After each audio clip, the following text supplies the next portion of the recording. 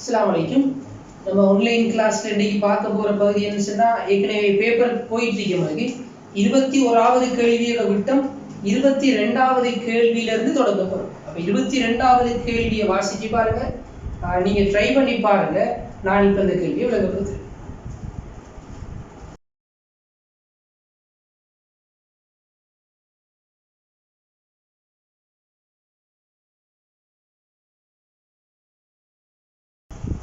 நாம இப்ப பார்க்க போறது 22வது கேள்வியை பார்க்கும்.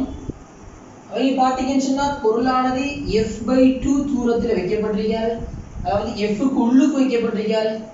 குவியத்திற்கு வெளியே வைக்கப்படுற பொருட்கள் எல்லாம் குவியத்திற்கு வெளியே வைக்கப்படும் பொருட்கள் எல்லாம் அவர் மெய்பிம்பத்தை உண்டாக்குவார். மெய்பிம்பத்தை உண்டாக்குவார். f-க்கும் 2f-க்கும் இடையில இருந்தா பிம்பமானது எங்களுக்கு 2f-க்கு அங்கால வருவார். மெய்பிம்பம் தலைகீழானது. அடுத்தது உருப்பெருத்த பிம்பம் மாதிரி. அதே போல 2f-ல இருந்தாருண்டா அங்க 2f-ல பிம்பம் உண்டாகும். தலைகீழானது பொருளளவானது உருவாகுவாரு மெய்பிம்பம். 2f-க்கு அங்கால பொருளை கொண்டு போனோம்டா பொருளானது என்ன செய்ய போறாரு? பிம்பமானது f-க்கும் 2f-க்கும் இடையில வருவாரு. உருச்சிருத்த தலைகீழான பிம்பமா இருப்பாரு. மெய்பிம்பமாக காணப்படுவார். இதைத்தான் நம்மளுக்கு அந்த கிராஃப் செல்றாரு. ஏற்கனவே கிராஃப் ஒன்று பார்த்திருக்கோம். மாய பிம்பத்துக்குரிய கிராஃபை பார்த்தீங்கன்னு சொல்லி மெய் பிம்பத்துக்குரிய கிராஃபை பார்த்தீங்கன்னு சொல்லிச்சுன்னா இப்படி ஒரு வளைவு. அதாவது இங்க v-யும் u அவருக்கான மாறல். இது நம்மளுக்கு வாரது மெய் பிம்பம். மெய் பிம்பத்துக்கான கிராஃப். மாய பிம்பத்துக்கான கிராஃப் நமக்கு இருக்கும். இவர்தான் மாய பிம்பம். மாய பிம்பத்துக்கான கிராஃப். இந்த கிராஃப் நம்மளுக்கு தெளிவா சொல்லுது. அதாவது பொருள் தூரம் அதிகரிக்கப்படும் போது பிம்ப தூரமானது குறைந்து கொண்டு வரப்போறாரு மெய் பிம்பங்களுக்கு. ரைட், அது இருக்கட்டும். நம்ம இந்த கேள்விக்குரிய ஆன்சரை பார்ப்போம். அப்ப f-க்கு உள்ளுக்கு பொருள் வைக்கப்பட்டா முதலாவது செல்வம் வரக்கூடிய பிம்பமானது மாய பிம்பம் கிடைக்கும். அதே நேரம் மாய பிம்பம் அடுத்தது அவரு நிமிர்ந்த பிம்பம். மாய பிம்பமானது நிமிர்ந்தது. அவரு இந்த அடிக்கிற பொருளுக்கு பின்னாடி எங்கேயும் வரலாம். உருப்பெருத்த பிம்பம் கிடைக்கும். பொருளுக்கு பின்னாடி எங்கேயும் வரலாம். அவரை உருப்பெருத்ததுன்னு சொல்லி சொல்லுவோம். இப்ப வேணும்டா அந்த பிம்பத்தினுடைய நிலையை காண்றதுக்கு வில்லை சமன்பாடு பாவிக்கப்படும். ஒன்றுங்கள் v- ஒன்றுங்கள் u சமன் ஒன்றுங்கள் f. வில்லை சமன்பாடு. இந்த வில்லை சமன்பாடை பயன்படுத்தும் போது குறிவழக்கு கட்டாயம் கவனிக்க வேண்டும். பிம்பம் எங்க வரப்போறாருன்னு தெரியாண்டு வச்சு கொண்டோம்டா நம்மளுக்கு இங்க மாய பிம்பம் தான் வரும்னு தெரியும். மாய பிம்பம் வரும்னு தெரிஞ்சா v ஒளிக்கதிர் செல்லும் திசைக்கு எதிராக இருக்கிறதால v+ வரும். அல்லது நம்ம v-க்கு குறியீடு போடாம செஞ்சோம்டா வரக்கூடிய கடைசி விடையானது பிளஸ் வருவார். ரெண்டு மாதிரியும் செய்யும். நான் பிளஸ் போடுது. அதே போல பொருள் தூரமும் ஒளிக்கதிர் செல்லும் திசைக்கு எதிராக இருக்கிறதால அவர் பொருள் தூரம் u ஆனது +f/2. அதே போல பார்த்தா குவியம் உண்டாக்காரு f ஆனது. ஆகவே குவிய தூரத்தை நான் சொல்லுவேன் -f. ஒளிக்கதிர் செல்லும் பாதையிலே இருக்கார். குறிவழக்கு பாவிச்சு இவரை கொண்டு அப்படியே இங்க பிரதிட்டோம்டா ஒன்றுங்கள் v- u-க்கு பதிலாக f/2 கொண்டு வந்து நான் பிரதியிடுவேன். அதே போல -1/f காணப்படுறது இந்த அடியில v. நான் என்ன செய்வேன்? 1/v7 இந்த 2 மேல வைத்திருவாரு. மைனஸ் அங்கால போனா பிளஸ் ஆக மாறும். 2/f வருவாரு. -1/f கழிப்பட்டா 1/f. ஆகவே இதுல இருந்து செல்லலாம் நம்ம தொடர் கொண்டு v7 என்ன வரப்போறாரு நம்மளுக்கு f வரப்போறாரு. ஆகவே செல்வம் மாய பிம்பம் உண்டாகுவாரு. பிம்பம் நிமிர்ந்ததாக இருக்கும். உருப்பெருத்ததாக இருக்க போறாரு. அதே போல பிம்ப தூரம் இந்த அடிக்கிற f. பிம்பம் f-இல் உண்டாகுவார். நம்ம இவரை எப்படி செய்யலாம்? அதே போல நம்ம இவருக்கு நம்ம வேணும்னு சொல்லிட்டோம்னா என்ன செய்வோம்? இவருக்கு கதிர்வரிப்படம் தெரியும். சமாந்தரமாக செல்லக்கூடிய ஒளிக்கதிர்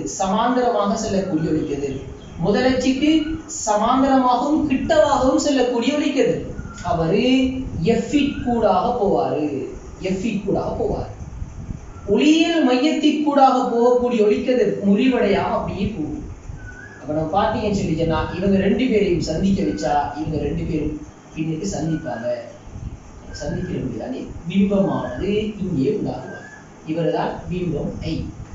பிம்பமானது என்ன செய்யும்? பின்னுக்கு உண்டாகும். இவர்தான் பிம்பம் ஐயாக காட்சியளிக்கிறார். இந்த பொருளினுடைய பிம்பம் அந்த எஃப்ங்கிற நிலையில உண்டாகும். அப்ப இதுதான் என்ன இந்த கேள்விக்குரிய ஆன்சர் அளிக்கப்படுறாரு. பார்த்தீங்கன்னு சொல்லிட்டு நான் மாய பிம்பம், நிமிர்ந்த பிம்பம், அதே போல அவர் எஃப்ல உண்டாகுவாரு. நம்மளுக்கு ஐந்தாவது ஆன்சர் வரும். ஐந்தாவது ஆன்சர் வரக்கூடிய மாதிரி இருக்கு. இந்த கேள்வியை எம்சிக்யூல நாம செய்யக்குள்ள இந்த இருக்கிற கிராஃபோ, இந்த இருக்கிற படமோ இதெல்லாம் நம்மளுக்கு தேவையில்லை. கதிர் வரைபடங்கள், கிராஃப் எல்லாம் தேவையில்லை. என்ன செய்யும்? எவ்வளவு விரைவாக செய்யணுமோ அவ்வளவு விரைவாக செய்வோம். இந்த இருக்கிற பார்த்தீங்கன்னா வில்லை சூத்திரத்தை பயன்படுத்தினா நேரடியாகவே எஃப்ங்கிற சமன்பாடு வந்துருவாரு. மாய பிம்பம் நிமிர்ந்ததுங்கிறதெல்லாம் நம்மளுக்கு ஏற்கனவே தெரியும். அப்ப நம்ம எம்சிக்யூ என்ன செய்யும்? நம்ம ஷோர்ட்டா தான் செய்ய பார்ப்போம். இப்படி விரிவா அந்த விளக்கங்கள் உங்களுக்கு விளங்கணுங்கிறதுக்காக வேண்டி சொன்னதே தவிர எம்சிக்யூல இந்த கதிர் வரைபடம் வந்து இருக்கிற கிராஃபும் நமக்கு இல்லை.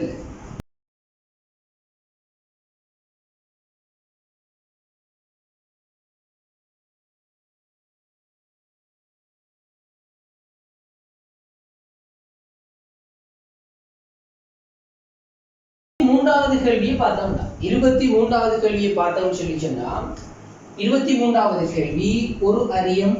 அந்த அரியத்தை பத்தி சொல்லும் போது இந்த அரியம் மெல்லிய அரியம் சொல்லி சொல்றாங்க. மெல்லிய அரியம் சொன்னா ஏ ஆனது அரிய கோணம் ஏ ஆனது சிறிய கோணமாக இருப்பார். இவர் சிறிய கோணம். அரிய கோணம் ஏ ஆனது சிறிய கோணமாக இருக்கும். அதே நேரம் இந்த பீட்டாவையும் சொல்லிட்டாங்க, இவரும் சிறிய கோணம். ஒரு படுகோணமானது என்ன பீட்டாவானது சிறிய கோணம் சொல்லி சொல்லப்பட்டுச்சு. இது ரெண்டும் முக்கியமான தரவுகள். பீட்டா அடுத்தது அரிய கோணம் ஏ மிக சிறிய கோணம் சொல்லி சொல்றது மிக முக்கியமான தரவுகள். பழமையாகவே நம்ம இந்த சமன்பாட்டை பாவிச்சா பீட்டாவில் ஒளிக்கதிர்பட்டு நான் செல்றேன் இங்க வெளியாகிறாரு, அல்பாவில் வெளியாகிறார். அதாவது இந்த முகத்தில் முதலாவது முகத்தில் என்ன நடக்குது? முறிவு நடக்குது. அடுத்த முகத்தினோடு வெளியாகுதுன்னு சொல்லி சொல்லப்பட்டிருக்கு. அப்ப முதலாவது முகத்தில் ஏற்பட்ட முறிவு காரணமாக வந்த முறிவு கோணம் இவரை நம்ம அல்பான்னு சொல்லி எடுத்திருக்கோம். அதே போல இந்த கோணத்தை எடுத்துக்கொண்டோம் சொல்லிச்சுன்னா இவரை நான் பீட்டான்னு சொல்லி பிரதிட்டிருக்கேன்.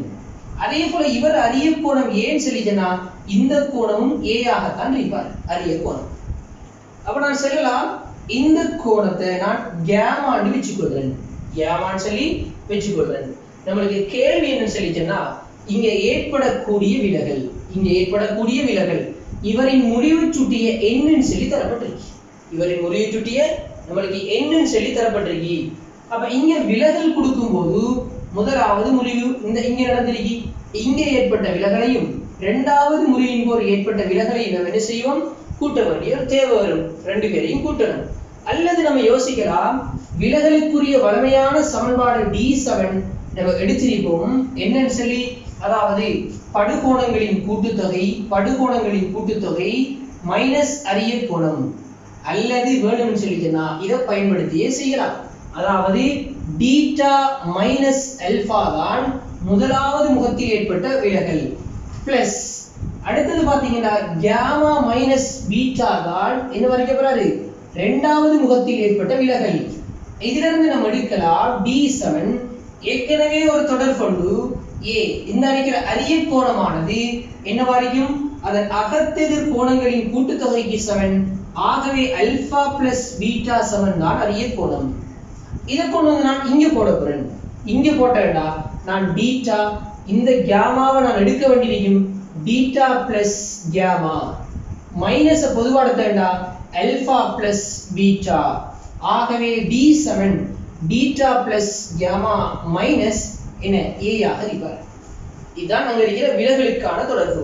இது ஏற்கனவே நம்ம எடுத்துச்சு. இந்த சமன்பாடு நம்மளுக்கு ஏற்கனவே தெரியும். அப்ப என்ன செய்யும்? MCQ கேள்விகள் வாராது நேரடியாகவே இந்த சமன்பாட்டை நம்மளால பயன்படுத்த இயலும். அப்ப இங்க பார்த்தா இவர் தான் அரிய கோணம் A பிரதிட்டாச்சு. இப்ப நம்மளுக்கு தேவை பீட்டா கேமா தேவை. நம்மளுக்கு இங்க இருக்கக்கூடிய தரவுல நம்மளுக்கு பீட்டா செல்லப்பட்டு ஏற்கனவே செல்லப்பட்டுட்டு அதனால நம்ம கேமாவை தான் காண வேண்டிய தேவை. கேமாவை காண்றேன்னு சொல்லிச்சுன்னா நம்மளுக்கு பீட்டா தருது, பீட்டாவை காண்றேன்டா அல்ஃபா தருது. இதுதான் நம்மளுக்கான தொடர்பு. அப்ப நான் என்ன செய்ய போறேன், முதலாவது இந்த அறிக்கிற அல்ஃபாக்கு தொடர்பு எடுக்கிறதுக்காக வேண்டி இந்த அறிக்கிற முதலாவது மேற்பரப்பில் ஏற்பட்ட முறிவுக்கு என் சைன், அதாவது முதலாவது முறிவு, முதலாவது முகத்தில் முறிவுக்கு என் சைன் டீட்டா மாறிலி பாவிச்சா sine theta 7 n into sin alpha. இப்பதான் நம்ம என்ன செய்ய போறோம், முக்கியமான ஒரு விடயம், பீட்டாவானது சிறிய கோணம்ங்கிறத பாவிக்க போறோம். பீட்டா சிறிய கோணம்னா அல்பாவானது அதை விட சிறிய கோணம். அப்ப நம்ம சொல்லுவோம் பீட்டாவானது மிக சிறிய கோணம். அப்ப நம்ம அல்பாவையும் சொல்லலாம் மிக சிறிய கோணம். காரணம் பீட்டாவை விட அல்பா சிறிது. இப்ப நான் என்ன செய்வேன், சிறிய கோணங்களாக இருந்தா சைன் டீட்டா அண்ணளவாக டீட்டாக்கு சமன், சைன் அல்பா அண்ணளவாக அல்பாக்கு சமன். ஆகவே இவர் எழுதலாம் பீட்டா சமன் n அல்பா. ஆகவே அல்பா சமன் பீட்டாவின் n. இதுதான் இவரோட தொடர்பு. இதே போல என்ன செய்யலாம், நம்மளுக்கு அல்பா தெரியும்டா பீட்டாவை இதுல இருந்து காணலும். என்ன செய்வேன், அல்பாக்கு பதிலாக பீட்டாவின் என்ன பிரதியிடுவன், பிளஸ் பீட்டா சமன் தான் a. ஆகவே பீட்டா சமன் a மைனஸ் பீட்டாவின் கீழ் n என்று ஒரு தொடர்பு. இப்போ நான் பீட்டாவை கண்டுட்டேன்டா என்ன செய்வேன், இந்த அறிக்கிற இடத்துல கேமாவை காண்றதுக்கு முயற்சி செய்வேன். அதற்கு இரண்டாவது முகத்தில் ஏற்பட்ட முறிவுக்கு நான் என்ன செய்வேன், n sin θ மாறிலியை பாவிப்பேன். n sin θ மாறிலியை பாவிப்பேன். பாவிச்சேன்னு சொல்லிட்டேன்னா எனக்கு வரப்போறாரு n into sin β 7. பாத்தீங்கன்னா sin கேமாவாக இருப்பாரு, வெளி முறிவு சுட்டி 1. ஆகவே இப்ப நம்மளுக்கு நல்லா தெரியும் இந்த பீட்டாவானது சிறிய கோணம் என்று தெரியும். காரணம் அல்பா சிறிய கோணம். அதே போல அரிய கோணத்தை தந்தாச்சு சிறிய கோணம் சொல்லி நிச்சயமா இந்த சிறிய அரிய கோணத்திலிருந்து அல்பா கழிவெட்டு வார பீட்டாவும் சிறிய கோணம் தான். ஆகவே பீட்டா கோணம் சிறுசுண்டா காமாவும் சிறுசு. அப்ப தொடர்பெடுக்கலாம் பீட்டா சிறிய கோணம், அதே போல காமா சிறிய கோணம். இதுல இருந்து நாம் என்ன எடுக்கலாம், n into sin பீட்டாக்கு பதிலாக பீட்டா போடையிலும், sin கேமாக்கு பதிலாக கேமாவை பிரதியிடலும். அதே போல n into பீட்டாக்கு பதிலாக a மைனஸ் பீட்டாவின் கீழ் n சமன்தான் கேமா. அப்ப இதுல இருந்து நம்ம சொல்லலாம் என்னன்னு சொல்லிட்டோம்னா கேமாவிற்கான தொடர்பு செல்லிலும் நான் இங்க எழுதுறேன், இந்த அறைக்கிடத்தில் எழுதுறேன். இந்த அறைக்கிற n உள்ளுக்கு போய் பெருக்கப்படும் போது கேமா சமன் na மைனஸ் பீட்டாவாக இருக்கும். இதுதான் கேமா. பாத்தீங்க சொல்லிட்டேன். இந்த அறைக்கிற n உள்ளுக்கு பெருக்கினா இந்த n போயிடும், na மைனஸ் பீட்டா. ஆகவே d7 ஏற்பட்ட விலகல் பீட்டாவை நான் அப்படியே போடுறேன், பிளஸ் கேமாக்கு பதிலாக na மைனஸ் பீட்டாவை போடுறேன், அதே போல மைனஸ் a. ஆகவே d7 பீட்டாவும் போயிருவாரு. a நான் பொதுவா எடுத்தேன்னு சொல்லிட்டேன்னா a into n minus 1 என்று தொடர்பு வருவாரு. இதுதான் இங்கே ஏற்பட்ட விலகலாக இருக்கு. இவரை பார்த்தீங்கன்னு சொன்னா இரண்டாவது ஆன்சராக போடப்பட்டிருக்கு. a பொதுவா எடுத்தா கவனிச்சுக்கொள்ளணும், டீட்டாவும் போயிருவாரு. நான் a பொதுவா எடுக்க போனா na minus a வருவாரு. ஆகவே a பொதுவா எடுக்கப்படும் போது n minus 1 சொல்லி வரப்போறாரு. ஆகவே இவர் தான் இன்னும் வரைக்கும் போது அங்கு ஏற்பட்ட விலகலுக்குரிய தொடர்பாக இருக்கு. பாத்தீங்கன்னா இரண்டாவது ஆன்சர் போடப்பட்டிருக்கு.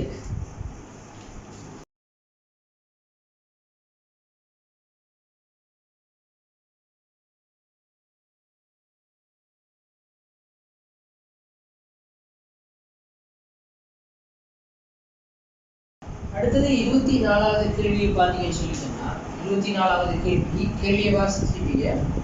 என் முறிவு சுட்டியுடைய கண்ணாடி அறி. என் முறிவு சுட்டியுடைய கண்ணாடி அறியத்தினோடு ஒளிக்கதிரானது பட்டு, அதாவது ஒளிக்கதிர் இங்கே படுவார் பலவையான தரவு, ஒளிக்கதிர் பட்டு வெளியேறி போறாரு. இப்படி ஒரு தரவு தான் வந்துருக்கு. ஒளிக்கதிரானது பட்டு முறிவடைந்து வெளியேறக்கூடிய, பார்த்தீங்கன்னா பட்டு முறிவடைந்து வெளியேறக்கூடிய அரிய கோணத்தின் உயர்வு பெருமானம்.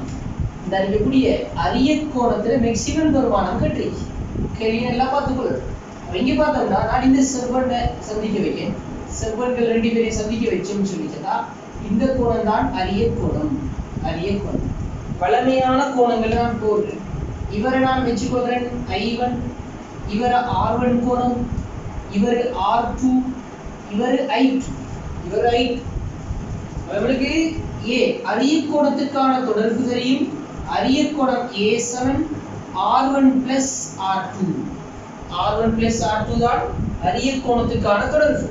அப்ப இங்க பார்த்தோம் நம்மகிட்ட கேட்கிற கேள்வி, ஒளிக்கதிர் இந்த மேற்பரப்புல பட்டு முறிவடைந்து வெளியேறக்கூடிய அரியக் கோணம் A இனுடைய உயர்வு A மேக்ஸிமம். அரியக் கோணம் மேக்ஸிமம் ஆக இருக்கிறதா R1 மேக்ஸிமம் இருக்கணும், அதே போல R2 மேக்ஸிமம் இருக்கணும். அப்ப இங்க முறிவு நடந்து இங்க வெளியேறக்கூடிய R2 இனுடைய மேக்ஸிமம் அவர் அவதிக்கோணம். R2 இனுடைய maximum அவதிக்கோணம். R1 எடுக்கக்கூடிய மேக்ஸிமமும் அவதிக்கோணமா தான் இருக்கு. எப்படி இங்க பாத்தீங்கன்னா R2 ஆனது நம்ம செல்வம் R2 பத்தி கிடைக்கப்பறனா R2 ஆனது அவதிக்கோணத்தை விட பெருசு அல்லது சமன். நம்ம எந்த அறிகிற சமன் என்று பாவிக்கிறது ஒரு போர்டு, சமன் என்று பாவிக்கிறது போர்டரா பாவிப்போம். அவ இங்க நான் என்ன செய்யறேன், R2 அவதிக்கோணத்தை விட பெருசா இருந்தா இவரு முழு அகத்தரிப்பு. ஆனா இங்க ஒளிக்கதிர் வெளியேறணும்னு கிடைக்கிறதால நான் நிபந்தனை கொடுக்கேன், R2 ஆனது Cக்கு சமனா இருக்கணும், அல்லது சிறுசா இருந்தா இவர்தான் ஒளிக்கதிர் முறிவடைந்து வெளியேறுவாரு. ஒளிக்கதிரானது முறிவடைந்து வெளியேறக்கூடிய மாதிரி. அப்ப முறிவடைந்து வெளியேறக்கூடிய R2 மேக்ஸிமத்தை நான் செல்லலாம். R2 maximum அவதிக்கோணம். இதே போல நான் இங்க தொடர்பு செல்லுவேன். என்ன n sin ஐ மாறி பாவிச்சா sin I1 7 n into sin R1. ஆகவே R1 இனுடைய மேக்ஸிமத்துக்கு I1 மேக்ஸிமம் ஆகும். R1 இனுடைய மேக்ஸிமத்துக்கு I1 ஆனது என்னவா இருக்கணும், மேக்ஸிமமாக இருக்கணும். I1 இனுடைய மேக்ஸிமம் ஆனது 90 பாகை விட கூட வரை 90 பாகை மேக்ஸிமம். அப்ப I1 90 பாகையாக இருந்தா R1 அந்த நேரத்துல அவதிக்கோணத்துக்கு சமனா இருக்கு. அப்ப குறிப்பிட்ட R1 R2 ரெண்டு பேருமே இந்த மாதிரி பாரு, R1 7 R2 இவர்தான் அவதிக்கோணம். இந்த சந்தர்ப்பத்துல தான் ஒளிக்கதிர் வெளியேறுவாரு, அரியக் கோணம் மேக்ஸிமம் ஆയിരിക്കും. இப்ப அரியக் கோணத்தை நம்ம காணலாம் 2C, இவரும் C தான். அரியக் கோணத்தினுடைய மேக்ஸிமம் ஆனது 2C ஆக இருக்கு.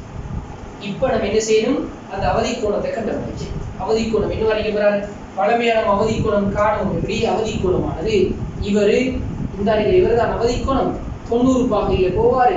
இவர்தான் நம்மளோட முறிவு சுட்டி என்ன இருக்க போகுது, இவர் முறிவு சுட்டியோடு. இது வளமையான அந்த கிளாஸ் கூட இவரு வழியாக இருக்க போறார். ஆகவே நம்ம பாவிச்சோம்னு சொல்லிச்சுன்னா n sin C7 1 sin 90.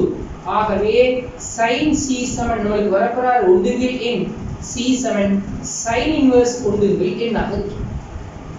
இதுக்கு நீங்க போட்டோம்னு சொல்லிச்சுன்னா A மேக்ஸிமம் அரியக் கோணத்தினுடைய maximum 2 into sin inverse 1/n.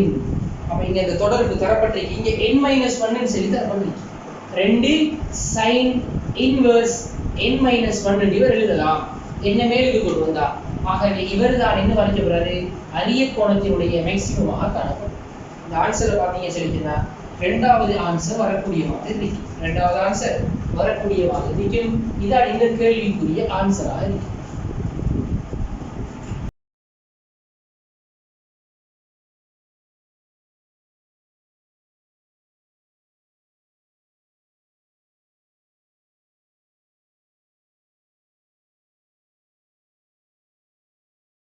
Right, நம்ம 25வது கேள்வி ஏற்கனவே பார்த்துட்டோம். இப்ப பார்க்க போறது 26வது கேள்வியை பார்ப்போம். 26வது கேள்வி எடுத்தீங்கன்னு சொல்லிங்கன்னா தரவு தரப்பட்டிருக்கு. இந்த தரவு நம்ம குறிச்சி என்ன கதிர் வரிப்படமெல்லாம் கீறி இப்படித்தான் செய்யணும்னு சொல்லி கட்டாயம் இல்லை.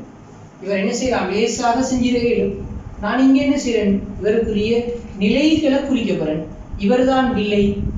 26வது கேள்வியை பார்த்தீங்கன்னு சொல்லிச்சுன்னா இவர்தான் வில்லையாக இருக்க போறாரு. சொல்றாங்க ஒரு பொருளானது 5 சென்டிமீட்டர் தூரத்துல இந்த வில்லையிலிருந்து 5 சென்டிமீட்டர் தூரத்துல வைக்கப்படுறார். 5 சென்டிமீட்டர் தூரத்துல பொருள் வைக்கப்பட்டா கிடைக்கிற பிம்பத்தை பத்தி சொல்றாங்க. இந்த பிம்பமானது இதான் பொருள் நிலை O1, இவர்தான் பிம்ப நிலை I1, இவருக்குரிய பிம்பம். அப்ப இவரோட தூரம் தரப்பட்டிருக்கு நம்மளுக்கு 5 சென்டிமீட்டர். இவரோட தூரம் தரப்பட்டிருக்கு 5 சென்டிமீட்டர்.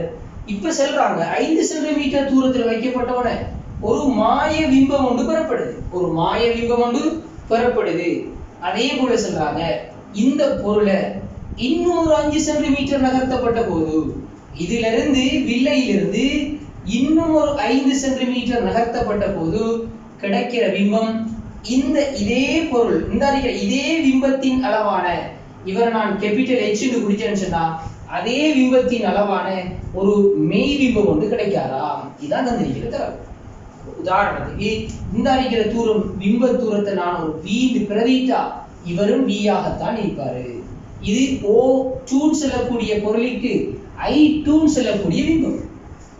இப்படிதான் கேள்வி தரப்பட்டிருக்கிற கேள்வி என்னன்னா, ஆகவே குவிய தூரம் யாது? நல்லா யோசிச்சு பாருங்க. இந்த அறிக்கிற 5 சென்டிமீட்டர்ல வச்சவன மாய பிம்பம் வராரு. ஆகவே இவரு குவியத்துக்கு உள்ளுக்கிரிக்கணும், பொருளானது குவியத்துக்கு உள்ளுக்கிரிக்கணும். அடுத்து இன்னும் 5 சென்டிமீட்டர் நகர்த்தப்பட்ட போல மெய்பிம்பம் வராரு. ஆகவே செல்லலாம் இந்த பொருள் O2 ஆனது குவியத்துக்கு வெளியில இருக்கணும். அதாவது F-க்கும் 2F-க்கும் இடையில இருக்கணும். இதான வர தொடர்பு. F-க்கும் 2F-க்கு இடையில இருக்கணும். காரணம் O1 நிலையின் போது மாய பிம்பம் கிடைப்பாறு உருப்பெருத்தது. அதே பிம்பம் தான் இங்கேயும் கிடைக்குதுன்னு சொல்லிச்சுன்னா மெய் பிம்பம் ஒன்று கிடைக்காருன்னா அவரும் உருப்பெருத்தது. உருப்பெருத்த பிம்பம் வாரனா F-க்கும் 2F கிடையாது. அப்ப நம்ம லேசா சொல்லிடலாம், இது F-க்கு உள்ளுக்கு இருக்காரு, இவர் F-க்கு வெளியில இருக்காருன்னா 10 சென்டிமீட்டர் F-க்கு வெளியில. ஆகவே குவிய தூரமானது கட்டாயம் F ஆனது குவிய தூரம் 10 சென்டிமீட்டரை விட சிறுசாகத்தான் இருக்கணும், சமனா இருக்காது, சிறுசாக இருக்கணும். அப்ப இதுக்குரிய சிறுசா இருக்கக்கூடிய ஆன்சரை பார்த்தீங்கன்னு சொன்னா முதலாவது ஆன்சர் 7.5 சென்டிமீட்டர். ஆகவே தொடர்பெடுக்கலாம். F7 7.5 centimetre, 7.5 centimetre. இதை இப்படிதான் நம்ம செஞ்சு பார்க்கவே தேவையில்ல, சும்மா எடுத்துன்னு போட்டுடலாம். இது 7.5 சென்டிமீட்டர் அல்லது செஞ்சு பார்த்து தான் போட போறோம்னு சொல்லிச்சுன்னா அதுக்கும் விட வரக்கூடிய மாதிரி தான் இருக்கும், அதுக்கும் விட வரக்கூடிய மாதிரி தான் இருக்கும். அப்ப இங்க பாத்தீங்கன்னு சொன்னா இது V இருக்காது இல்லையா? சாரி, இது V0 வேறொரு பெருமானமா தான் இருக்கு. வேறொரு பெருமானம் பிம்பத்துல உயரம் தான் சமனா இருக்காரு, பிம்பத்துல உயரம் தான் சமனா இருக்கிறாரு. அப்ப நான் இங்க பார்த்தேன்னு சொன்னா இப்ப நான் என்ன செய்யறேன், இவரை நான் V0க்கு போட்டிருக்கேன், இவர பிம்பத்துவத்தை. இப்ப நம்ம பார்க்க போறோம் இவர் எப்படி செய்யலாம் சொல்லி பார்க்க போறோம். ரெண்டு சந்தர்ப்பத்திலையும் வரக்கூடிய பிம்பமானது ஒரே அளவுக்கு பிம்பம் தான். ரெண்டு சந்தர்ப்பத்திலையும் வரக்கூடிய பிம்பம் ஒரே அளவுக்கு. ஆகவே உருப்பெருக்கங்கள் சமனாகத்தான் இருக்கும். நிச்சயமா உருப்பெருக்கங்கள் சமனாகத்தான் இருக்கும். அப்ப நான் இங்க என்ன செய்யறேன்னு சொல்லிட்டேன்னா முதலாவது நிலைக்கு பாவிக்கப்படும். முதலாவது நிலைக்கு ஒன்றுங்கில் V மைனஸ் ஒன்றுங்கில் U7 ஒன்றுங்கில் F பயன்படுத்துகிறேன். முதலாவது நிலைக்கு இந்த அறிக்கையாவது O1 பொருள் I1 பிம்பம். ஆகவே இவருக்கு பாவிக்கும் பொழுது பிம்பத்தூரம் பொருள் தூரம் ரெண்டு பேருமே பிளஸ் குவியத்தூரம் மட்டும் மைனஸ்ல வருவாரு. குறிவிலக்க பாவிச்சீங்கன்னா ஆக பிம்பத்தூரத்தை V போட்டிருக்கோம். ஆகவே 1 V அப்படியே வரும், மைனஸ் 1 5, அதாவது பொருள் தூரத்தை நம்ம 5 போட்டிருக்கோம். வேணும்னு சொன்னீங்கன்னா இவர் நீங்க யூண்டு பிரதியிடலாம். தேவைப்பட்டா என்ன செய்யலாம், யூக்கு பதிலாக 5 சென்டிமீட்டர். இவர மொத்த தூரத்தை பொருள் தூரத்தை யூனோடு பிரதியிடலாம் 10 சென்டிமீட்டராக காணப்படுவார். அப்ப நாம இங்க பிரதியிடக்குள்ள இவர் யூவா இருப்பாரு, இவரும் மைனஸ். ஆகவே மைனஸ் 1 F வரும். இதுதான் இவருக்கான தொடர்பு. இங்க பாத்தீங்கன்னா பொருள் தூரம் பிம்பத்தூரம் ரெண்டு பேருக்குமே குறிவழக்கு பிளஸ் தான் வரப்போறாரு. காரணம் ஒளிக்கதிர் செல்லும் திசைக்கு எதிராகத்தான் வரப்போகுது. ஒளியியல் மையத்திலிருந்து ஒளிக்கதிர் செல்லும் திசைக்கு எதிராகத்தான் இருக்கப்படுறாரு. அப்ப இப்ப நம்ம என்ன செய்வோம், இந்த இடத்துல நம்மளுக்கு தெரிஞ்சது இங்க U தான் தெரியும், B பிம்பத்தூரம் தெரியாது. ஆகவே யூவால் அப்படியே பெருக்கிறோம். யூவால் அப்படியே பெருக்கினா U வின்கீழ் V minus 1 minus U வின்கீழ் F. ஆகவே இந்த U நம்ம செல்லலாம் 5 சென்டிமீட்டர். தேவைப்பட்டா யூக்கு பதிலாக பிரதியிலும் 5 சென்டிமீட்டர் அடிக்க போறாரு. அப்ப நான் என்ன இப்படியே வச்சுக்கொள்றேன். இப்போ நான் இரண்டாவது சமன்பாடு பயன்படுத்த போறேன். காரணம் இவர் u இன் கீழ் v ஆனது என்ன உருப்பெருக்கத்தின் தலைகீழாக இருக்கு. உருப்பெருக்கத்துல தலைகீழா இருக்க போறார். அவ வேணும்னா நம்ம இவர் போடலாம் -5 இன் கீழ் f. ஆகவே நம்ம u இன் கீழ் v சமன் என்னவா இருக்க போறாரு? இவர் அங்கால போன பிளஸ்ஸா மாறினாருன்னு சொல்லிட்டேனா f -5 இன் கீழ் என்ன f ஆக காணப்படும். ஆகவே நம்ம சொல்லலாம் இந்த அறிக்கையில தொடர்பு அல்லது அப்படியே வச்சுக்கொண்டா நல்ல ஒரு வேளைகள்ல அடுத்த சமன்பாட்டில் நமக்கு வருவாரு f க்கு இதே தொடர்பு வந்தா லேசா f எடுத்துருக்கு. ஆகவே நம்ம எழுதுவோம் இவரை 1 - 5 இன் கீழ் f ன்னு எடுக்கலாம். இப்படியே இருக்கு. அப்ப இரண்டாவது சமன்பாடு நான் எடுக்க போறேன். இரண்டாவது நிலை O2 க்கும் I2 க்கும் பாவிக்க போறேன். ஆகவே அதே சமன்பாடு இந்த அறிக்கையில வில்லை சமன்பாட்டை பயன்படுத்துவேன். குறிவிலக்க பாவிக்க போறோம். குறிவிலக்க பாவிச்சா இப்ப பொருள் தூரம் பிளஸ் பிம்ப தூரம் மைனஸ். காரணம் ஒளிக்கதிர் செல்லும் திசையிலேயே பிம்பம் வாரத்தால் அவருக்கு மைனஸ் வர போறார். ஆகவே -1 இன் கீழ் v0 -1 இன் கீழ் u0 அதே போல சொல்லலாம் -1 இன் கீழ் f குவிய தூரம். இப்ப நான் என்ன செய்வேன்? நம்மளுக்கு தெரிஞ்சது என்ன? பொருள் தூரம் u0. u0 ஆல ஃபுல்லா பெருக்குறேன். u0 -u0 ஆல நான் பெருக்க போறேன். -u0 ஆல பெருக்கினா u0/v0. அதே போல இவர் பிளஸ்ஸா மாறிடுவாரு. +1 இவரும் பிளஸ்ஸா மாறிடுவாரு. ஆகவே 1 இன் கீழ் f. இப்ப இங்க பார்த்தோம்னா நம்ம u0 ஆல பெருக்கிறீங்க இல்லையா? u0 ஆல பெருக்கிறீங்க. இங்க ஒரு u0 வருவார். இங்க ஒரு u0 வருவார். u0 இனுடைய பெருமானம் 10 இன் கீழ் f. இவர் நம்ம எழுதலாம் u0 இன் கீழ் v0 சமன் 10 இன் கீழ் f -1. இப்ப நமக்கு தெரியும் இந்த பிம்ப உயரங்கள் ரெண்டு பேரும் சமன், பொருள் உயரங்கள் ரெண்டு பேரும் சமன். ஆகவே h இன் கீழ் h இவர் பொருள் உயரத்தை h ன்னு வெச்சுக்கொள்றேன். இவர் ரெண்டு பேருக்கும் சமன். உருப்பெருக்கம் ஏக பரிமாண உருப்பெருக்கம் ரெண்டு பேருக்கும் சமனாக இருப்பாரு. ஆகவே v இன் கீழ் u ம் v0 இன் கீழ் u0 ம் சமனாக இருக்கும். அந்த விகிதங்கள் சமனாக இருக்கும். அப்ப அதர தலைகள் தான் இவர் u இன் கீழ் v u0 இன் கீழ் v0. ஆகவே இது ஒரு சமன்பாடு, இவர் ஒரு சமன்பாடு. அதாவது இவரை செல்ல பண்ணா 1 இன் கீழ் m ஏக பரிமாண உருப்பெருக்கத்துல தலைகள் சமன் ரெண்டு பேரையும் சமப்படுத்தினோம் சொன்னா 1 - 5 இன் கீழ் f சமன் 10 இன் கீழ் f -1. அழகா இந்த கேள்வி லேசா செஞ்சிரையிலும் இந்த இவர் இங்கால கொண்டு வருவோம். ஆகவே இவருக்கு வரப்போறாரு இவர் பிளஸ்ஸா வருவாரு. ஆகவே 15 இன் கீழ் f சமன் தான் 2. f சமன் 7 f சமன் நம்ம இதிலிருந்து தொடர்படுத்தலாம். f சமன் 7.5 சென்டிமீட்டர். f சமன் 7.5 சென்டிமீட்டர். நம்ம இவ்வளவு செய்யறதை தான் இவ்வளவு கஷ்டப்பட்டு செய்யறதை தான் சமன்பாடுகளை பாவிச்சு MCQகளுக்கு வந்தா இப்படி செய்யறது எவ்வளவு டைம் எடுக்கும். அப்ப இப்படி செய்யறது நம்ம எங்க செய்யலாம்? MCQகளுக்கு இந்த மெத்தடை பாவிக்கலாம். MCQ எஸ்ஏ கல்விகளுக்கு சில நேரங்கள்ல இப்படி கேட்டு வந்துச்சுன்னா படிப்படியாக செய்யலாம். ஆனா MCQ வந்தா இப்படிதான் செய்வோம். எப்படி? திரும்ப ஒரு சொல்றேன் நான். எப்படி செய்வோம்? முதலாவது நிலை 5 சென்டிமீட்டர் தூரத்துல பொருள் காணப்படுறாரு. பிம்பமானது மாய பிம்பம். ஆகவே சொல்லுவோம் பொருளானது f க்கு உள்ள இருக்காரு. பொருளானது f க்கு உள்ள. அப்ப நம்ம தொடர்படுத்தலாம். இது சமன்பாட்டை எடுத்துடலாம். நல்லாடி 5 சென்டிமீட்டரை விட f பெருசா இருக்கணும். காரணம் அதனாலதான் மாய பிம்பம். 5 சென்டிமீட்டர் தூரத்துல வைக்கப்பட்டால மாய பிம்பம்னா நிச்சயமா இந்த பொருள் வைக்கப்பட்டிருக்கிறது f க்குள்ளுக்கு.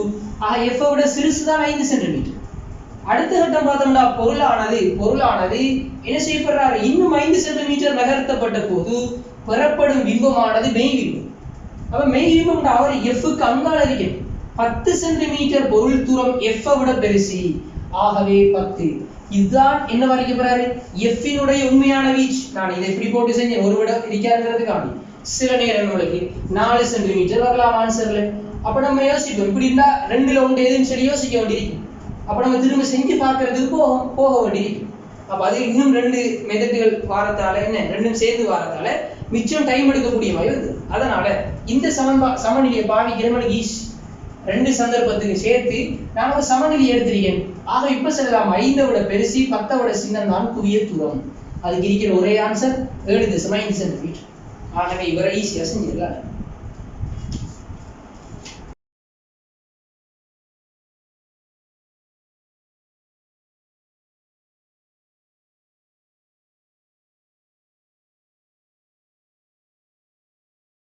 ரைட். அடுத்தது 27வது கேள்வியை பார்த்தோம். 27வது கேள்வியை பார்த்தோம் சொல்லி சொன்னா தந்திருக்கிற தரவு முறிவு சுட்டி 4/3 உடைய ஊடகத்திலிருந்து ஒலிக்கிறது 4/3 ஊடகத்துக்குள்ள போறார். யார் ஒளியால் ஐதான ஊடகம், யார் ஒளியால் அடர்ந்த ஊடகம்னு தெரியும். ஆகவே நம்ம செல்லலாம் N1 முறிவு சுட்டியானது பெருசாரிப்பாரு N2ஓட உலகம். அப்ப இவர்தான் ஒளியால் அடர்ந்த ஊடகம், இவர்தான் ஒளியால் ஐதான ஊடகம். ஒளியால் ஐதான ஊடகம். அப்ப இந்த தொடர்பை நம்ம எடுத்துடலாம். இது ஒளியால் அடர்ந்த ஊடகம், ஒளியால் ஐதான ஊடகம். அப்ப நிச்சயமா ஒளிக்கதிர் என்ன செய்ய போறாரு? ஒன்று ஒளிக்கதிரானது செவ்வனை விலைக்கு போகலாம் முறிவடைந்து, அல்லது மருவி செல்லலாம், முழுவகத்திற்கு நடக்கலாம், மூணுல எதுவும் நடக்கலாம். அதுக்கு இங்க வந்திருக்கக்கூடிய இந்த கோணமானது இவரு அவதி கோணத்தோட பெருசா சிறுசா சமனாங்கிறது பொறுத்துதான் இந்த 3 நிலைகள். அப்ப இங்க பாப்பம் தந்திருக்கிற முதலாவது கூற்று கதிரின் விலகல் 30 பாகை ஆகும். கதிர்ல ஏற்படக்கூடிய விலகலானது 30 பாகை ஆகும் சொல்லி சொல்லிருக்காங்க. அப்ப உண்மையாகவே இவர் எப்படி இருப்பாருன்னா பொதுவாக மேல இங்க இருக்கிறது அடர்ந்த ஊடகத்திலிருந்து ஐதான ஊடகத்துக்குள்ள போறாரு. அதான் கவனிச்சுக்கணும். முதலாவது அடர்ந்த ஊடகத்துக்குள்ள இருந்து ஐதான ஊடகத்துக்குள்ள போறாரு. அதனாலதான் இந்த 3 நிலைகளை பத்தி கதைக்க போறோம். பொதுவாக இவர் அவதி கோணம் பெருசாக கண்டிப்பாரு. அப்ப இங்க நீங்க பாத்தீங்கன்னா முறிவை பத்தி மட்டும்தான் என்ன இல்ல முழுவகத்தரிப்பு பத்தியும் கதைக்கப்பட்டிருக்கு. முழுவகத்தரிப்பு பத்தியும் இந்த இடத்துல கதைக்கப்பட்டிருக்கு. ஏ கூற்று கதிரின் விலகல் 30 பாகை. ஏ கூற்று கதிரின் விலகல் 30 பாகை. அப்ப நம்ம பார்க்கணும் என்னன்னு சொல்லிட்டேன்னா இந்த கதிர் எப்படி பயணிப்பாரு பார்க்கணும். இந்த கதிரினுடைய பாதை எப்படி இருக்க போகுது, கதிரினுடைய பாதையானது எப்படி இருக்க போகுது. அப்ப நம்ம என்ன செய்யும், இங்க வெளிப்படுற கோணத்தை பார்ப்போம். என்ன வாராது வெளிப்படக்கூடிய கோணத்தை பார்ப்போம். அல்லது ஒன்று செய்யலாம். நம்ம முதலாவது இவர் அவதி கோணத்தை கண்டு இவரினுடைய அவதி கோணத்தை கண்டு கொண்டு அதுல இருந்து என்ன செய்யலாம், என்ன நடக்கும்னு ஒப்பிடலாம். ஆனா இங்க உங்களுக்கு தேவை என்னண்டா விலகல்கள் கதைக்கிறதால முறிவு கோணத்தை ஒப்பிடுறார். அப்ப நான் என்ன செய்யறேன்டா இவரோட முறிவு கோணம் இந்த கோணத்தை காணப்படும். முறிவு கோணம் அல்பா இவரை காணப்படும். ஆக இவர் என்ன மாதிரி பாருடா n sin θ மாறிலி பாவிச்சா 4/3 sin 30 பாகை 7 4/3 sin அல்பாவாக இருப்பார். sin அல்பாவாக இருக்கிறோம். ஆகவே இவர் ஹாஃப், இவரோட தொடர்பு ஹாஃப் 1/2 வருவார். இவரோட தொடர்பானது 1/2 சொல்லி வரக்கூடிய மாதிரி இருக்கும். அப்ப நான் என்ன செய்வேன்டா இங்க ஹாஃப் போட்டேன்னு சொன்னா வர்க்கமூலம் 3 இந்த வர்க்கமூலம் 3 போனா இங்க ஒரு வர்க்கமூலம் 3 வருவாரு, இங்க ஒரு 2 வருவாரு. இந்த 4 வந்து இங்க பிரிபடுவாரு. ஆகவே உங்களுக்கு கடைசியா வரக்கூடியது sin அல்பா 7 வர்க்கமூலம் 3/2. இதுல இருந்து செல்லா அல்பாவானது 60 பாகை. முறிவு நடந்தால் போவார். அல்பா 60 பாகை வாரத்தால நிச்சயம் முறிவு நடக்கும். இப்ப நம்ம அவதி கோணத்தை கண்டு இவரை செஞ்சு இந்த கோணத்தோட அவதி கோணம் என்ன பெருசா இருக்காரு, அவதி கோணம் பெருசுண்டா இங்க முறிவு நடக்கும் அப்படி காட்டி போவோம். எஸ்ஐக்குள்ள போவோம். இங்க நம்ம என்ன செய்யலாம், அல்பாவை காணும் போது அல்பாக்கு இப்படி ஒரு தீர்வு வந்துட்டாருன்னு சொல்லிச்சுன்னா, அதாவது மெய் தீர்வு கிடைச்சிட்டாருன்னு சொல்லிச்சுன்னா, பொதுவாகவே சைன் அல்பாவினுடைய வீச்சு என்ன ஒன்றை விட சிறுசு மைனஸ் ஒன்றை விட பெருசு. சைன் வளையானது நம்மளுக்கு இப்படி வரக்கூடிய மாதிரி இருக்கும். இவர் பிளஸ் 1ஆகவும் கீழே இருக்கிற பெருமானம் மைனஸ் 1ஆகவும் இருக்கும். அப்ப நம்மளுக்கு இங்க சைன் அல்பாட பெருமானம் வந்துட்டு ஒன்றை விட சிறுசா வந்துருக்காரு. இப்படி வந்தாலே சொல்லிடலாம். அப்ப நம்ம எடுத்தது சரி, முறிவுங்கிறது சரி. அவன் முறிவு நடந்துட்டாரு. அல்பா 60 பாகை, அல்பா 60 பாகை, அல்பா 60 பாகைனா விலகல்கிறது யாரு இப்படி போக வழி ஒலிக்கிறது. இங்கால திருப்பப்பட்டிருக்காரு. விலகல் அல்பா -30, விலகல் D7 அல்பா -30 பாகை. ஆகவே விலகலும் 30 பாகை தான். விலகலானது 30 பாகையாக இருக்கிறார். அப்ப முதலாவது A கூற்று சரி. B சொல்றாங்க கதிர் முழு வகத்தறிவுக்கு உட்படுகின்றது. இது A கூற்றானது சரி, B கூற்றானது பிழை. முழு வகத்தறிவுக்கு உட்படல. அதை நீங்க எப்படியும் செய்யலாம். அவதி கோணத்தை கண்டு அவதி கோணத்தை விட இந்த 30 பாகை சிறு காட்டியாச்சு. எஸ்ஏங்களுக்கு காட்ட வேண்டியிருந்தா அப்படி செய்யலாம். அப்ப இங்க முழுவ தெரிப்பு நடக்காது. அடுத்தது முறிகதிர் படுகதிருக்கு செங்குத்து. முறிகதிரானது இவர் படுகதிருக்கு செங்குத்துங்கிறது பிழை. காரணம் இவர் 30 இவங்க 2 பேருக்கு இடைப்பட்ட கோணம் 150 பாகை இருக்கு. அப்ப சீர்கூற்றும் பிழையாகத்தான் இருக்கு. அப்ப இதுக்கு வரக்கூடிய ஆன்சரை பாத்தீங்கன்னா முதலாவது ஆன்சர் அறிக்கை 27க்கு ஆன்சர் இவனுக்கு வரப்போறாரு. முதலாவது ஆன்சர் லேசான கேள்வி வந்து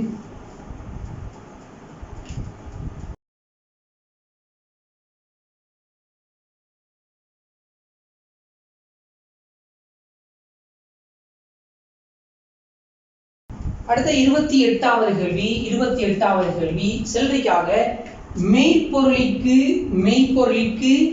மெய்பிம்பம் உண்டாகக்கூடிய சந்தர்ப்பம். மெய்ப்பொருளுக்கு மெய்பிம்பம் உண்டாகக்கூடிய சந்தர்ப்பம் உண்டா? ஒரு குவியவில்லை, இவர் எஃப்ண்டா எஃப்க்கு அங்கால பொருள் இருக்கணும். அது 2Fக்கு அங்கால இருக்கலாம், 2Fல இருக்கலாம், 2Fக்குள்ளுக்கு இருக்கலாம். எஃப் தாண்டிட்டா மெய்ப்பொருளுக்கு பிம்பம் மெய்பிம்பம். அவ கிடைக்கக்கூடிய பிம்பம் இங்கால ஒரு இடத்த வருவார். இவர் பொருள் ஓண்டா, இவர் பிம்பம் ஐ. இந்த சந்தர்ப்பத்தில் இவங்க சொல்றாங்க பாருங்க, பெரிதாக்கம் எம்மா. அடுத்தது இவர தூரம் யூ சொல்றாங்க, பொருள் தூரம். இவர தூரத்தை நான் வீண் எடுக்கிறேன். ஆகவே வீண்கள் யூ தான் உருப்பெருக்கம், ஏகபரிமாண உருப்பெருக்கம் எம் அறிக்கை. இவங்க கிராஃப் சொல்றாங்க யாருக்கு? யூ. ஆகவே எக்ஸ் அச்சில யூ வரணுமாம், y அச்சில 1 m வரணுமா. இதுக்குரிய சமன்பாடு உருவாக்க சொல்றாங்க. என்ன செய்யற? இவருக்கு வில்லை சூத்திரத்தை பயன்படுத்த போறோம். 1 v மைனஸ் 1 u சமன் 1 f. கட்டாயம் குறிவழக்கு பாவிக்கப்படணும். பிம்பத்தூரம் மைனஸ் பொருள் தூரம் பிளஸ். ஒளியியல் மையத்திலிருந்து வில்லை சூத்திரத்தை ஞாபகப்படுத்துகிறேன். தூரங்கள் யாவும் ஒளியியல் மையத்திலிருந்து அளக்கப்படணும். பாத்தீங்கன்னா வில்லை ஒளியியல் மையத்திலிருந்து அளக்கப்படணும். ஒளிக்கதிர் செல்லும் திசையில் அளக்கப்படுறதெல்லாம் இந்த இடத்திலிருந்து ஒளிக்கதிர் செல்லும் திசையில் அளக்கப்படுறதெல்லாம் மைனஸ், ஒளிக்கதிர் செல்லும் திசைக்கு எதிராக அளக்கப்படுறதெல்லாம் பிளஸ். ஆகவே பாருங்க, ஒளிக்கதிர் செல்லும் திசையெல்லாம் v இருக்காது. ஆகவே இவருக்கு நான் கொடுக்க போறது மைனஸ். ஒளிக்கதிர் செல்லும் திசைக்கு எதிராக u இருக்காது, இவருக்கு கொடுக்க போறது பிளஸ். குவியம் வரைவிலக்கப்படுத்தப்படும் போது இந்த இருக்கிற குவியவிலைக்கு குவியம் இவரைத்தான் வரைவிலக்கணப்படுத்துவோம். காரணம் சமாந்தரமாக முதலச்சுக்கு சமாந்தரமாகவும் அண்மையாகவும் செல்லக்கூடிய கதிர் ஒரு புள்ளியினூடாக செல்வாரு, அது குவியவில்லைக்கு. ஒரு புள்ளியிலிருந்து செல்வது போல இருப்பாரு, அது விரைவில்லைக்கு. ஆகவே இது குவியவில்லை. ஆகவே இவர்தான் குவியம். ஆகவே குவியத்திற்கு மைனஸ் தான் கொடுக்க வேண்டும். அதை கொண்டு இங்க பெருதிட்டா minus 1 v minus 1 u minus 1 f. எல்லாத்தையும் மைனஸ் ஆட பெருக்கிட்டேன்னு சொல்லிட்டேன்னா எனக்கு தேவை என்ன? v u தேவை. அல்லது y அச்சில் இவரை பார்க்க போனா இவர் யாருக்கு சமன்? u v தேவை. யாராவது இங்க பார்த்தா u தெரியுங்கிறதால மொத்தமா u ஆல பெருக்கிறேன், மைனஸ் u ஆல பெருக்கிறேன். அவருக்கு தானே தொடர்பு கட்டிருக்காங்க. v ஆல பெருக்கினா இங்க v மிஞ்சும். அப்ப v க்கு கேட்கல, இவங்களுக்கு என்ன கிராஃப் கேட்கல. u ஆல பெருக்கினா இங்க u வருவாரு. அப்ப u தான் கேட்டிருக்கு, அதனால பெருக்கிறேன். u v plus 1 7 u f ஆக இருப்பார். இவருக்கு பதிலாக போடலாம் 1 m. இவர பிளஸ் 1 அங்கால போனா மைனஸ் 1 மாறுவாரு. u அதாவது u 1 f into u minus 1. இதான் சமன்பாடு. பாருங்க, இந்த u நான் வேறையாக்கி எடுத்துக்கிறேன். y சமன் mx என்ன மைனஸ் c ங்கறோட இருப்பாரு. ஆகவே நம்மளுக்கு கிராஃப் வரப்போறாரு. இங்க 1 m உருப்பெருக்கம், உருப்பெருக்கத்துல தலைகீழ், இது u சென்டிமீட்டர்ல இருப்பார். அப்ப நான் எங்க செய்வேன்? இங்க பாத்தீங்கன்னா நமக்கு வரக்கூடிய தொடர்பானது என்ன? ஒரு படித்திறன் வரணும் பிளஸ்ல.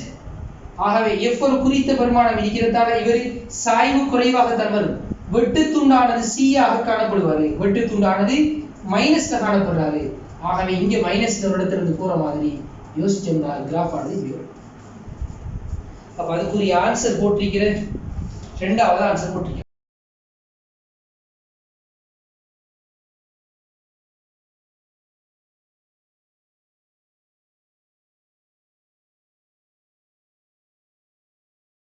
அடுத்த 29வது கேள்வி ஒரு கூற்றுக்கேள்வி தரப்பட்டிருக்கு.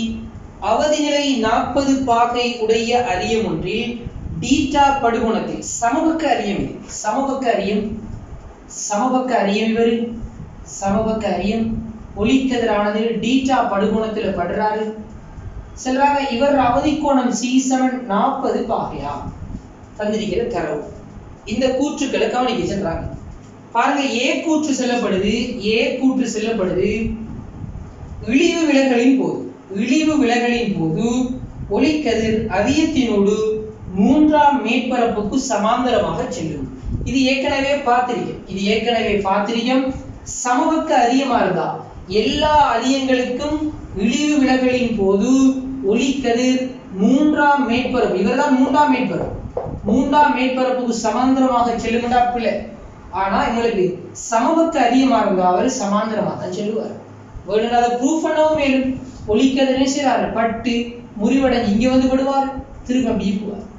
இழிவு விலகலின் போது இவரும் ஆர்தான் இவர் அவர் டீட்டாண்டா இவரும் டீட்டா. இதுதான் அவங்களோட கோணங்கள். இப்ப நம்ம சொல்லலாம் இது எல்லாமே 60 பாகை, இது 90. இதான் தந்திருக்கிற தரவுகள். ஆகவே நம்ம என்ன செய்யணும், ஒரு கோணம் உதாரணத்துக்கு அவதி கோணம் அங்க தந்திருக்கிற C, அது பின்னிக்கிற தரவு புரியும். பாத்தீங்கன்னா பின்னிக்கிற தொடர்பா இருக்கிறது. அவதி கோணம் 40 பாகை, இவர் அவதி கோணமானது 40 பாகை. அப்ப இங்க பாத்தீங்கன்னா இழிவு விலகல் நிலையின் போது நம்ம செல்லணும் இதுவரை இவருக்கு சமாந்தரமாக இருக்கிறேன்னு சொன்னா இவருக்கு சமாந்தரமாக இருக்கிற உண்டு. இது 60 இது 90 இருந்தா இது 60 இவர் 90 இருந்தாருன்னு சொல்லி சொன்னா இவர் 40 காட்டினா சரி. R7 40 சொல்லி காட்டினோம் சொன்னா சரி. இழிவு விலகல் நிலை தான் இருக்கிறது. உயர் விலகல் நிலை இல்ல, இழிவு விலகல். நல்லா பார்த்துக்கணும். இழிவு விலகலின் போது ஒளிக்கதிர் அரியத்தினோடு 3ஆம் மேற்பரப்பிற்கு சமாந்தரமாக செல்லும். உயர்வு விலகல் தான் நம்ம எடுப்போம். உயர் விலகல் நிலையிலா யாராவது ஒரு கோணமானது 90 அழிக்கணும். டீட்டா அந்த 2 டீட்டா போட்டிருக்கீங்க நீங்க, நான் அங்க அப்படி இருக்காது. I1 I2 I1 அல்லது I2 ரெண்டு பேர்ல ஒரு ஆள் 90 அழிக்கணும் கட்டாயம். 2 பேர்ல ஒரு ஆள் 90 இருக்கணும். அது படுகோணம் அழிக்கணும் அல்லது யார் அழிக்கணும், வெளிப்படக்கூடிய குணம் அழிக்கணும். யாராவது ஒரு ஆள் 90 காணப்படணும். இங்க அப்படி ஒரு சந்தர்ப்பம் இல்லை. சரி பாப்பணும் இவர் எப்படி செய்யலாம் சொல்லி சொன்னா, நான் வேணும்னு சொல்லி சொன்னா என்ன செய்யும், இந்த கோணங்கள் 2 பேரும் சமன்னு சொல்லி சொன்னா இந்த கோணங்கள் 2 பேரும் சமனாக இருக்கிறதா நம்மளுக்கு தெரியும். இந்த கோணம் 90, இந்த கோணம் 90. இவங்க 2 பேரும் 90 இருப்பாங்க. 90 - R தான் இவரு, 90 - R தான் இவரு. அப்ப மொத்தம் இந்த அடிக்கிற மேல இருக்கக்கூடிய முக்கோணியானது 180 பாகை. 180 பாகையாக இருந்தா 90 - R 90 - R. ஆகவே 180 - 2R + 60. ஆகவே R7 30 பாகை. R7 30 பாகை. R 30 பாருங்க, இவர் 60. ஆகவே நான் நேரத்துல 40 சொல்லிக்கிறேன் வர முடிப்புல 30 பாகை. இவர் 90. ஆகவே நம்ம காணலாம் இந்த அடிக்கக்கூடிய கோணம், இந்த கோணம் இவர் 60 பாகை.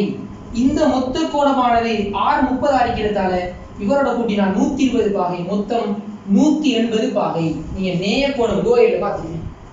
ஆகவே நிச்சயமாக இவங்க 2 பேரும் சமாந்தரமாக தான் இருக்கணும். சமாந்தரமாக இருக்கிறது நிபந்தனை தான் என்ன, 180 பாகை. அல்லது நம்ம என்ன செய்யும், Z வடிவத்துல பார்க்கணும். இப்படி ஏதாவது சமாந்தரத்தை காட்டுறதுக்கு ஏதாவது ஒன்று காட்டலாம். அப்ப இது நான் சமாந்தரம் காட்டுறதுக்கான உதாரணத்துக்கு யூஸ் பண்ணிருக்கேன். R கண்டிருக்கேன். R வந்திருக்கிற நம்மளுக்கு 30 பாகை. அதை வச்சு கொண்டு இந்த கோணம் 120 பாகை. ஏற்கனவே சமபக்க முக்கோணங்கிறது 60 பாகை. 2 பேரையும் கூட்டினா 180 இருக்கிறதால நிச்சயமா இந்த கோடுகள் 2 பேரும் சமாந்தரமாக தான் போகும். அப்ப ஒரு சமபக்க முக்கோணியோட இப்படி ஒரு முறிவு நடக்கும் போது இழிவு விலகலின் போது ஒளிக்கதிர் இங்க செல்லக்கூடிய இந்த பாதையானது 3வது மேற்பரப்பிற்கு சமாந்தரமாக தான் A கூற்றானது சரி. B கூற்ற பார்த்தோம் சொல்லிங்கன்னா டீட்டா சமன் 0 உள்ள போது ஒளிக்கதிர் 2ஆம் மேற்பரப்பில் முழு அகத்தரிப்படையும். டீட்டா 0 இருக்கிறது. நான் இதை அழிச்சுடுறேன்.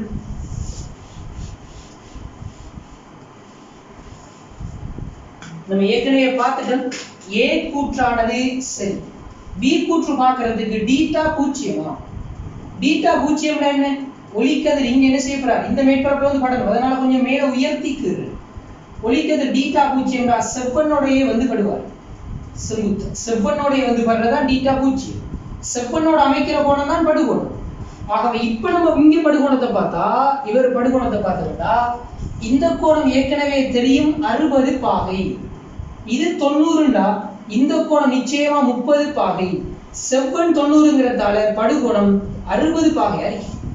அப்ப 60 பாகையானது அவதி கோணத்தோட பெருசு.